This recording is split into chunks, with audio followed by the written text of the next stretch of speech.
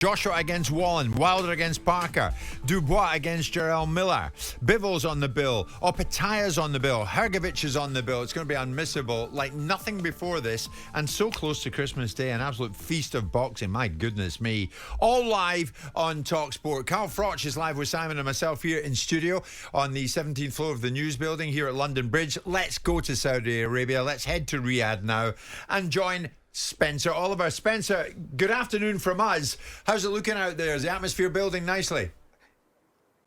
Yeah, it really is. I mean, I'm at the Fighters Hotel right now, and it's quite an unusual situation, this, actually, because apart from Anthony Joshua and Deontay Wilder, all the fighters are staying in this hotel. So they're eating lunch together, they're eating breakfast together, dinner together. It's all a little bit strange. Cole will know what I'm talking about when I say when you're boxing for your country, Cole, when you're boxing for England, etc. And you know you're there with like your boxing world championships or whatever, and you're there in the same place as the people that you're fighting. So really strange setup for a professional boxing show to be like this, but it seems to be working, if I'm honest. I mean, all the fighters are brilliant. I've just spoke to Dimitri Bivol, spoke to Joseph Parker. I'm speaking with Anthony Joshua, Deontay Wilder and Eddie Hearn later on. You can get all that on the talkSPORT Boxing YouTube channel. But yeah, it's a real buzz out here, actually, and I'm really looking forward to it. All the fighters in the one place, Carl. I mean, would it not be unusual to see the guy you're about to fight on Saturday night walk by you in the same hotel? Well, that's what it's like when you box for England, when you represent your country. You're walking around, you're like, is that the guy from Russia? Who's that from, from Kazakhstan? Oh, look at the size of his arms. And you end up sizing people up and try and stand next to him, see if you've got a bit of height and reach on them. But that's when you're a bit young and early and a bit wet behind the ears. At this stage, it is strange because it's professional boxing. Yeah. So there will be a bit of an atmosphere there. So I'd like to be in that room when... I mean, what would it have been like if you and George Groves were in the same hotel the night before you were due to fight each other? Yeah, it would have been a nightmare, wouldn't it? Let's be honest. Yeah. It would have been that great, would it? So you're going to speak with Joshua. We've been speaking about Joshua here, Spencer, and there are question marks about mindset, and we know, of course, what Wilder has said about Joshua. He's questioned it. I always thought Joshua was mentally weak. Now, Joshua spoke to TNT Sport and said precious little. Do you think he's going to open up to you? I hope so, yeah. I mean, look, when Anthony Joshua spoke to them, he had this sort of issue with Dev. He was one-word answers, etc. But you know what I like? What I'm seeing about Anthony Joshua that we haven't seen in recent times, he's being edgy. We see that little bit of spite, that little bit of aggression about him. He means to do business here. He knows what's on the line. Him and Otto Wallin have got history together. They've boxed twice as amateurs. But Joshua knows that, this is a must-win fight, and he needs to do it in spectacular fashion. I mean, look, Joshua's, the way that he's talking, he said there's going to be blood, there's going to be bruises, he's going to go for it, he's going to go for the knockout. But Otto Wallin is in really good form. He's coming off that win against Gassiev. He's a slippery southpaw. He keeps it long. He's hard to pin down. So it could be a difficult night for Joshua, but he needs to rediscover himself. He knows that. I think adding Ben Davidson into the team is a good thing because he knows Otto Wallin very well. He worked the corner with Tyson Fury when Fury boxed Wallin. So look, there's a lot of pluses for Anthony Joshua, but that edgy thing about him right now and that sort of snappy, edgy thing about him, we haven't seen that in Joshua for a while, and I think that's a good thing. What about the introduction of Ben Davidson? He's somebody you know, of course, very well, Carl. In he comes. He's going to be in AJ's corner, and now we're going to see what kind of influence or otherwise he has on him.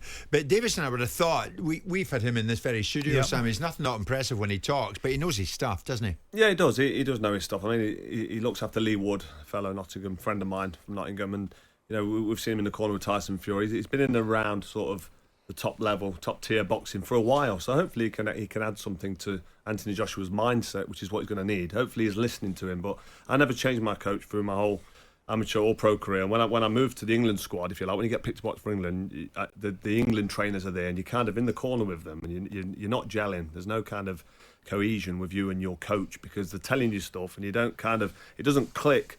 And sometimes the mannerisms of your coach and the way he's saying stuff, rather than what he's saying, the way he's saying it, there's some urgency in his voice, and I don't think he'll have that. But if you can take advice off Ben Davidson and listen to him and respect him, then that's fine. A change could be good for him in this instance. Otto Wallin's actually been talking about Ben Davidson it being in Joshua's corner.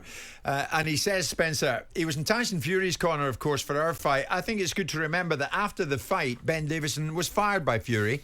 So that's all I take from it. Yep. Fury had to draw with Wilder. But he's Absolutely. got a new trainer, etc., etc. So, I mean, Wallin's just putting one in there. Yeah, absolutely, Jim. Listen, I've been around Otto Wallin, all day today, and I know him from of old anyway. And like, he is absolutely oozing confidence. He's had a mind coach that's been involved with him now since 2012, and he said that's really helped him get to where he needs to be. And he's tapping into the fact that he feels that Anthony Joshua is mentally weak, and he's been playing on that all week here. It actually started back at the press conference, a couple of months ago. He went straight into that, and he says, "Listen, Anthony Joshua, he's at a place now. We know each other. We've sparred together, we boxed together, we know each other from old. But what I do know about Anthony Joshua right now is that he is as mentally weak as he's ever been, and I'm going to exploit that." So look, he's walking around here, and he truly believes he's going to win this fight. And like I said, Southport, slippery, he won't get involved. For Anthony Joshua, he's going to have to chase the fight. He's going to have to take the fight to him. Wallin knows how to nick fights, he knows how to nick rounds, and he knows how to win. Do the fights in the undercard, if you call it an undercard, of course, do they wet your whistle, Spencer? I mean, Dubois against Miller, Bivol against Lyndon Arthur? Absolutely. Listen, Deontay Wilder versus Joseph Parker. Again, I've just interviewed Joseph Parker. He is in phenomenal shape. And he's another guy that's completely believes that this is his time. Can you believe he's only 31 years of age? It seems like he's been around forever, Joseph Parker. And he feels that this is the time. And he thinks that, with that inactivity of Deontay Wilder, he's been out one fight, 1 minute, 1 round against Robert Helenius. That's all he's done in the last 2 years. And he feels that the timing's right for him. And he said he's going to take it with both hands. Obviously, Andy Lee's in the corner. Andy Lee's a great coach as well. They've worked on a game plan. I think it's not hard to work out. The $1 million question is, can he stay away from that big right hand? But as Deontay Wilder, will that ring rust set in? Will he find the timing? I mean, it's an intriguing fight, that, because I think if Parker can get into it and get into the second half of the fight, it could be difficult for Wilder. So really looking forward to that. And yeah, Jarrell Miller versus Daniel Dubois as well. I can't wait for that fight.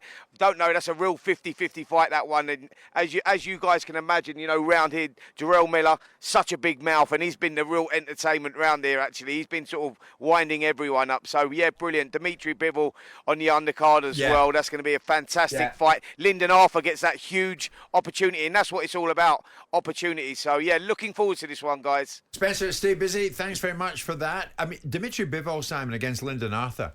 I mean, Bivol's one of the few people in the planet Earth can say, I beat Canelo. Sure, but you've also got to appreciate that Canelo isn't a light heavyweight, so he's gone up 2 weight classes to fight him, or certainly a weight class to fight him. And Bivol fought a very disciplined fight. If you'd have saw Bivol against Craig Richards, you'd have had a different conversation. I mean, Bivol is a quality operator, and you would expect him. Lyndon Arthur did very well to beat a poor Anthony Yard in lockdown. And then Anthony came back and blew him away, and really literally blew him away in the second fight.